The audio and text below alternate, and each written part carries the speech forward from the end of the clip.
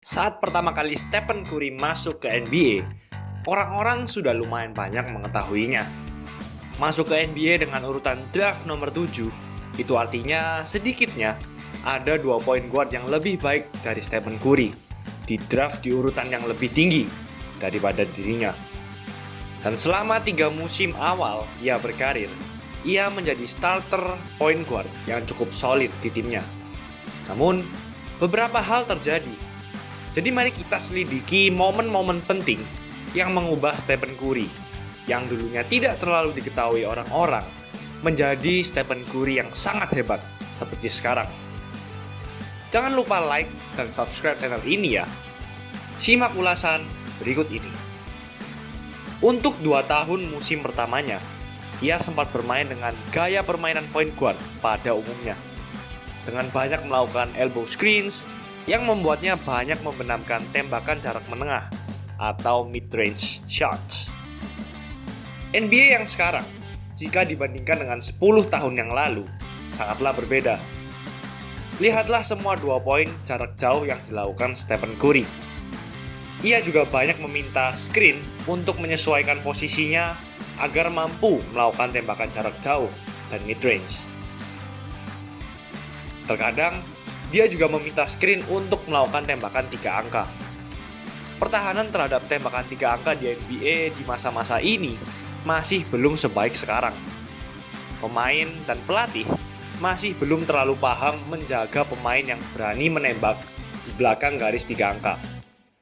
Beberapa highlight ini memperlihatkan bahwa tembakan 3 angka yang didapat melalui pick and roll bukanlah ancaman yang serius sekitar 10 tahun yang lalu. Lalu, apa yang sebenarnya terjadi? Perubahan ini tidak terjadi selama sehari semalam. Perubahan ini mulai menyebar secara perlahan-lahan sekitar 5 tahun. Contohnya, saat Stephen Curry menjadi snub atau pemain yang bagi banyak orang seharusnya masuk dalam jajaran All-Star, namun tidak masuk dalam jajaran All-Star pada bulan Februari 2013. Ia membalaskan dalam tanda kutip hal tersebut saat melawan New York Knicks di Madison Square Garden dengan mencetak career high 54 poin. Disinilah mulai banyak orang mengenalnya. Pemain yang biasa-biasa saja tiba-tiba meledak dalam game ini. New York Knicks kewalahan karena memberinya terlalu banyak space untuk menembak open 3 points, hingga membuat Stephen Curry di masa tersebut menjadi satu-satunya pemain yang mencetak lebih dari 50 poin sekaligus membenamkan 10 tembakan 3 angka. Melakukan hal fantastis ini di level nasional membuat orang menjadi sadar tentang pentingnya 3 angka dan lebih was-was terhadap pemain dengan tipikal seperti Stephen Curry. Lalu, Golden State Warriors berhasil masuk ke ronde pertama playoff di musim tersebut, beradu melawan tim kuat Denver Nuggets. Dan banyak orang mengira bahwa Warriors belum cukup tangguh untuk mengalahkan Denver Nuggets. Namun, Stephen Curry dalam 3 pertandingan berturut-turut berhasil membenamkan rata-rata angka seperti layaknya seorang MVP untuk mengangkat timnya seorang diri. Yang membuat sedikit mengejutkan, di game 2 dan game 3 ronde tersebut, Curry masih banyak melakukan tembakan long two atau tembakan 2 angka jarak jauh. Namun, ketika memasuki game keempat, Curry lebih banyak mengambil tembakan 3 angka dengan membenamkan total 31 poin dengan 6 tembakan 3 angka, membuat nasib Nuggets kewalahan karena tidak mampu bereaksi cepat saat Stephen Curry melakukan tembakan 3 angka. Ditambah lagi, dia juga berhasil menaikkan kerjasama tim dengan memberikan passing-passing kick out kepada temannya saat drive dan membuahkan open dan easy shot bagi teman-temannya. Tidak heran, paket lengkap yang ada dalam diri seorang Stephen Curry membuat mereka berhasil melaju ke ronde kedua dan menang atas Denver Nuggets. Lanjut ke musim berikutnya, di mana merupakan musim terakhir pelatih Mark Jackson memegang Golden State Warriors. Curry mulai bertambah baik dan bertambah jago, serta beberapa hal menggembirakan terjadi. Dia mulai memainkan bola dengan lebih kreatif, pick and roll-nya bertambah, dan tembakan spot up-nya juga naik. Presentase dari tembakan off dribble-nya naik menjadi di atas 52%. Presentase yang tidak pernah dicapai Curry sebelumnya. Hal itu berarti frekuensi tembakan catch and shoot-nya menurun sekitar 10 poin. Gaya permainan seperti ini otomatis meningkatkan asisnya setiap pertandingan atau assist per game. Namun, rata-rata poin yang dicetak tidak terlalu berbeda jauh dengan musim sebelumnya. Curry mulai berburu tembakan 3 angka off dribble musim ini. Namun, jumlah rata-rata tembakan Stephen Curry hanya meningkat sedikit dari beberapa musim sebelumnya. Karena masih struggling dengan tembakan 3 angka, membuat Curry masih cenderung memanfaatkan tembakan 2 angka daripada mengambil sedikit jarak untuk menjadi 3 angka. Namun, Curry tetap berani mencoba melakukan 3 angka. Bisa dilihat, ia mulai mencoba mengambil deep 3 points saat ia sadar defendernya tidak menjaganya secara ketat. Namun, di musim ini, Stephen Curry tidak bisa bermain seperti Stephen Curry yang sekarang. Salah satu faktor yang menyebabkan hal tersebut terjadi adalah strategi Mark Jackson yang lebih suka memanfaatkan permainan post daripada memanfaatkan pick and roll untuk membuka ruang bagi Stephen Curry menembak 3 angka. Mark Jackson lebih suka gaya permainan seperti Anthony Davis, di mana membiarkan pemain seperti David Lee yang bekerja lebih ekstra. David Lee memang menjadi scorer yang handal, namun dengan gaya permainan tersebut, mereka tidak memaksimalkan dan banyak membuang potensi tembakan open shot. Tidak hanya itu, hal itu menyebabkan 17% dari possession yang dimiliki Stephen Curry berakhir menjadi isolation. Ini menjadi karir high dalam frekuensi isolation Stephen Curry, dan membuat Stephen Curry juga mendapatkan ranking yang tinggi dalam hal efisiensi, dan membuat teman-teman Stephen Curry menjadi lebih berkontribusi. Frekuensi catch and shoot Stephen Curry berkurang, hampir 10% hanya dalam satu musim. Hal ini membuat Stephen Curry lebih mendominasi dalam hal membawa bola. Namun, gaya permainan seperti ini tidak membuat Stephen Curry mendapatkan tembakan jarak jauh dengan mudah atau melakukan quick release dari jarak jauh. Curry membenamkan rata-rata assist setiap game tertinggi dalam karirnya. Namun, gaya permainan tim Golden State Warriors mudah dibaca oleh lawan karena energi yang kurang. Dan terbukti, Warriors berada dalam urutan ke-12 dalam hal offense. Dan saat Warriors mendapatkan kekalahan yang menyedihkan saat game 7 melawan Los Angeles Clippers, bersama seluruh drama yang ada pada game 1, hingga isu Donald Sterling yang menghantui dari game 1 hingga ke game ke-5, dan rumor bahwa Mark Jackson akan dipecat sebelum game ke-6, serta pertengkaran di lorong saat game 7. Ini artinya, saatnya Golden State Warriors bersama Stephen Curry berubah ke arah yang lain. Namun, jika kalian mengira kedatangan Coach Steve Kerr yang menjadi hal utama Curry berubah menjadi tingkat dewa, coba pikirkan lagi. Sejak Warriors mengejutkan seluruh NBA dengan memenangkan juara di tahun pertama Steve Kerr melatih, sebenarnya musim 2014-2015 merupakan musim di mana gaya permainan Stephen Curry tidak berbeda jauh dengan season sebelumnya. Yang berubah secara signifikan hanyalah jumlah pick and roll yang ia dapat.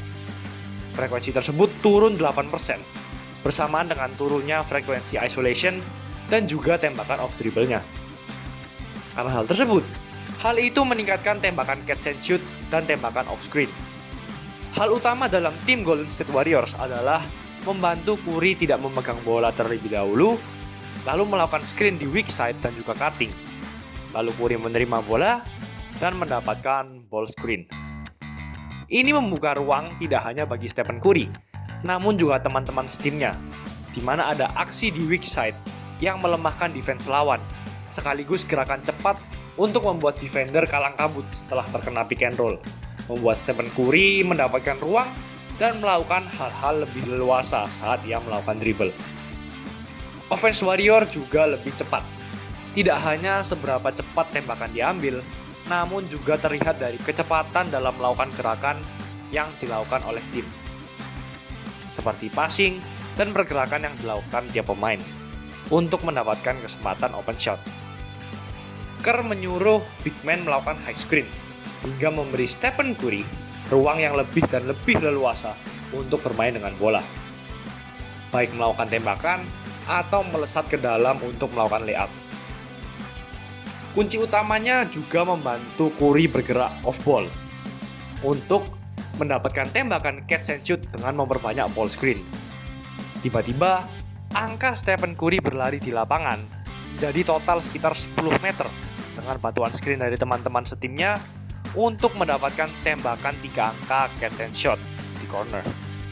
Hal ini terjadi juga karena Draymond Green menjadi starter, sehingga ketika Draymond Green mendapatkan rebound, ia membawanya ke daerah musuh atau half court, membuat Curry lebih awal terlebih dahulu ke daerah half court di depan, lalu mendapatkan screen dari temannya, dan membuahkan sebuah open shot. Karena terlalu mengandalkan screen, hal ini terkadang berbuah pelanggaran seperti illegal screen, di mana pemain seperti Andrew Bogut sering melakukan push saat melakukan screen. Namun hal tersebut wajar, karena hampir semua pemain melakukan hal tersebut saat melakukan screen. Dengan banyaknya screen, membuat Warriors menjadi tim terbanyak yang melakukan screen di NBA. Hal inilah yang membuat Warriors berbeda dengan tim lain, karena selain banyak melakukan screen, Warriors juga beruntung bisa menjalankan strategi ini karena memiliki shooter handal seperti Stephen Curry di tim. Jadi, skema yang ditanamkan kepada tim dan Stephen Curry lebih mementingkan pergerakan off-ball untuk menyulitkan playmaker lawan menjaga Stephen Curry. Tembakan off-dribble, pergerakan tiap pemain dan spacing merupakan kunci utama. Namun, kita masih belum sampai pada puncak kejayaan Stephen Curry. Meskipun tim ini menang terhadap Cleveland Cavaliers dalam 6 pertandingan di playoff, musim selanjutnya lah yang menjadi puncak kejayaan dari permainan Stephen Curry. Menjadi tim dengan offense terbaik sepanjang masa, musim 2015-2016 menjadi ajang pembuktian Curry sebagai pemimpin. Ia mengurangi frekuensi pick and roll selama 2 tahun berturut-turut, namun meningkatkan tembakan off-screen dari 8,9% menjadi 14,2%, dan membuat timnya menjadi tim terbaik di dunia. Di season ini, di awal offense, Curry langsung memberi bola kepada temannya dan meminta off-ball screen, hingga membebaskan ia dari pertahanan lawan dan mendapatkan open shot di belakang garis 3 points. Dan ia juga mulai menembak 3 angka di jarak yang lebih jauh lagi. Ia meningkatkan rata-rata tembakan off-dribble-nya setiap game, dan menambahkan rata-rata tembakan deep threes atau tembakan berjarak 25-29 kaki dari ring dari musim sebelumnya. Dengan menembak dari jarak yang sangat jauh, tidak hanya membuat fans kagum dan terkejut, tapi juga menyusahkan pertahanan lawan untuk menjaganya. Tidak heran, tembakan deep threes ini membuat offense dari Warrior meningkat secara drastis. Dan Curry mencatat rata-rata 50% field goals, 40% 3-point field goals, dan 90% free throw percentage, dan masuk ke dalam 50-40-90 klub dengan rata-rata 11 percobaan tembakan 3 angka setiap game dalam satu musim. Ditambah lagi dengan kemampuan Stephen Curry yang juga mampu melakukan drive dan melakukan close shot ke daerah weak side, membuat pemain ini terasa dewa atau tidak ada saingan di NBA. Banyak faktor yang membuat Curry menjadi seperti manusia super. Dan jangan lupa, selain karena dari strategi dan pergerakan off-ball yang dikebut oleh Steve Kerr, ini semua juga merupakan skill individual yang dimiliki Stephen Curry, yang membuat defendernya terkocar-kacir. Dan tidak ada lagi yang lebih mengejutkan daripada tembakan Curry yang satu ini, yang ia benamkan saat melawan Oklahoma City Thunder pada detik-detik terakhir di musim ini. Melihat space yang diberikan defender, Curry langsung membawa bola dan membenamkan tembakan dari jarak 40 kaki dari ring atau sekitar 12 meter dari ring. Dan itulah bukti nyata yang menjadikan Steph Curry menjadi Stephen Curry. Itulah evolusi dari permainan Stephen Curry. Jangan lupa berikan komentar Anda mengenai video ini. Dan jangan lupa like dan subscribe agar channel ini bisa berkembang dan menghasilkan video menarik lainnya. Thanks for watching. I'll see you in another video.